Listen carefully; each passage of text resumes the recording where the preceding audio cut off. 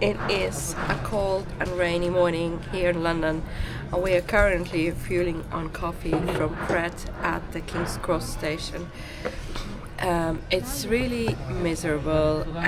It's about 9:10 in the morning now, and we are just waiting for the British Library to open, and we're all feeling pretty sick at the moment because started with Clive and then it just sort of spreading out, so we decided to take an earlier train home if we can. And what we're going to do is we're going to go to British Library because Clive wrote a poem and he won a Young Writers Award, and the book with all the poems that won this competition this year is going to be at the British Library sometime around now, end of January. So it might not be there, but we're just going to go to the British Library. It's free and it's open most days from 9:30 or 10. It's even open on Sundays. We did take a Thames Link. It was absolutely packed and it cost us £13 one way to get to King's Cross, St Pancras, which is across the road from King's Cross. So we got some snacks for lunch. And yeah, so we're gonna go explore the library, see if we can change our ticket to an earlier train and head home. And if not, we're just gonna hang around and browse some shops, get some lunch somewhere, maybe dinner. It's really, really busy and really, really miserable today.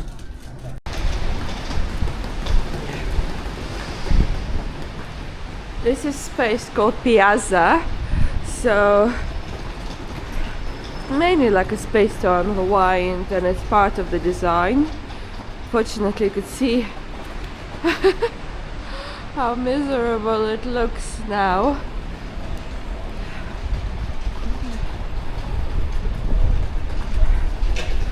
And how big the queue is to get into the library. Yeah. So this is called Piazza. It's right next to St Pancras station. They host events.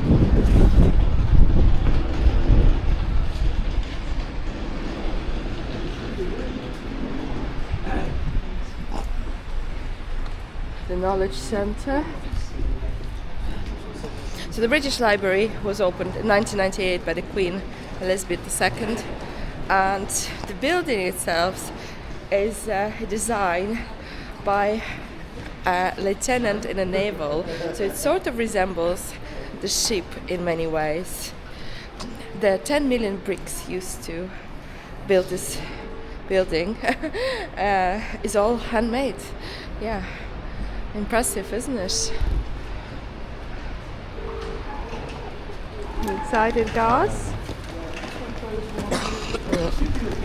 Clive is not feeling too good, unfortunately, and we are not going to be spending a lot of time here, but there's 200 million records here, and surprising fact is only 30% of those are housed here, and they have another facility in Yorkshire near Boston Spa where 70% of exhibits are stored. So there you go. It's open 7 days a week and it's free to visit. You wanna have to do this when you're clean. A bit like the plane. Flying right there, right? I'll tell you what, it is, yeah, because we only like put cabin size in it. Right, back to the camera. I don't know. There you go. Yeah.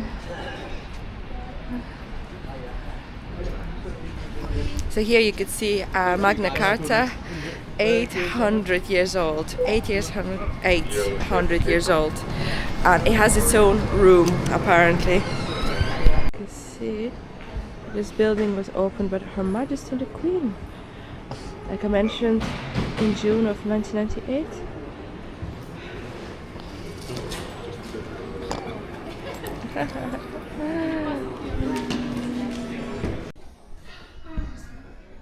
Look at this, an old printing press.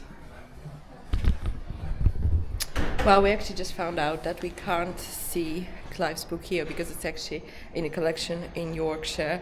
So it's a little bit disappointing, but we're still going to go and see Magna Carta and other things they've got on display here. This place is absolutely fascinating, and there's about 3 million records being added to this collection every year, which is, well, worth seeing. And it's official house for Irish and UK publications. What else did I read about it? That it's actually the biggest library in the world, and it's an official national gallery of the UK. The toilets are downstairs, fairly roomy, and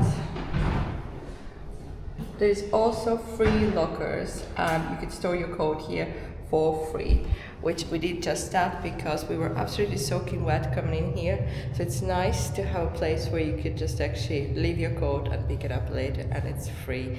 Amazing.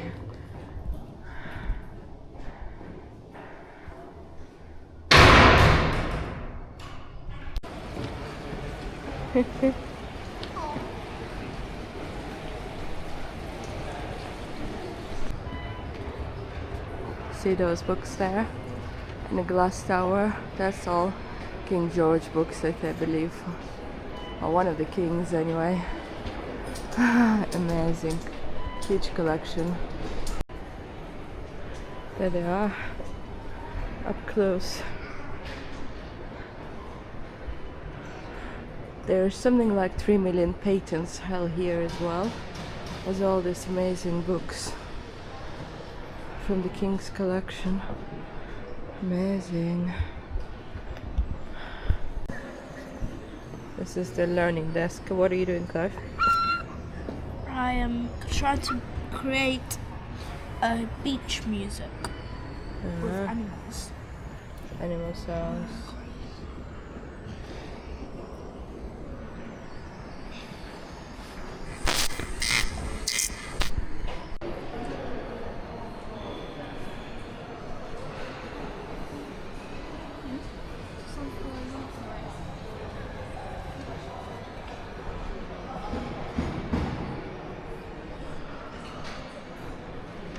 So this is gonna be treasures.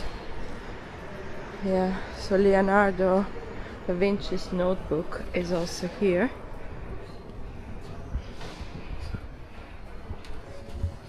So we're here. That's him. The Magna Carta and stuff. Yeah, right, it's got its own room, I heard. So...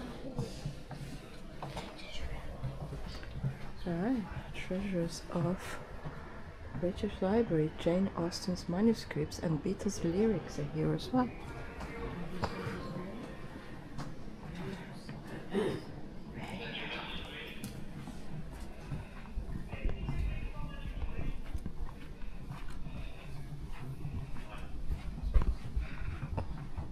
There's so many manuscripts here. It's incredible.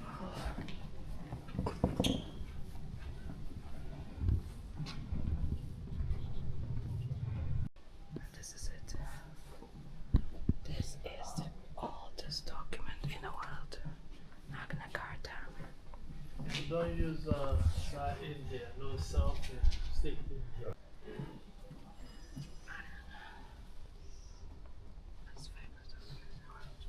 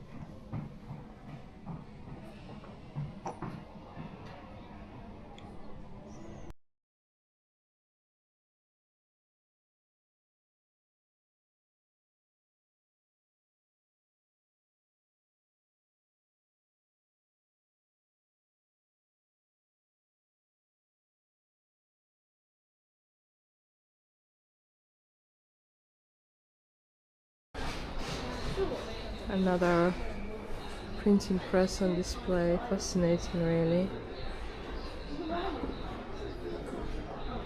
Right next to the King's books.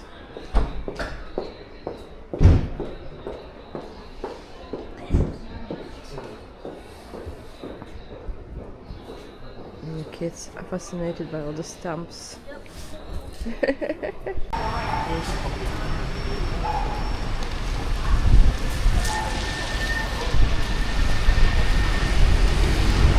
Well, that was incredible to visit, and for free, one of the largest libraries in the world, and to see some of the old publications.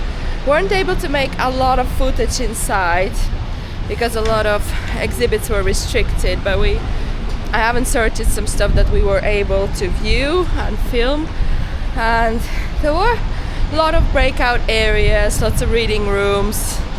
And they have a new catalogue as well, lots of cafes, very clean toilets. It's well worth a visit if you are in London, killing a few hours before the train, or actually if you're interested in some publication. A lot of you enjoyed the stamps, didn't you? Yeah. Kids enjoyed looking at all the sorts of stamps that unfortunately I wasn't able to film because there was no photography on the old stamps from all over the world, but everything was really good, well arranged and very accessible, which is great. And now we are heading back to King's Cross and hoping to leave rainy London a little bit earlier than planned due to sickness mainly and the weather. It's really cold and wet. Thanks for tuning in. I hope you enjoyed this short vlog, and I hope it helped you plan your little trip to London.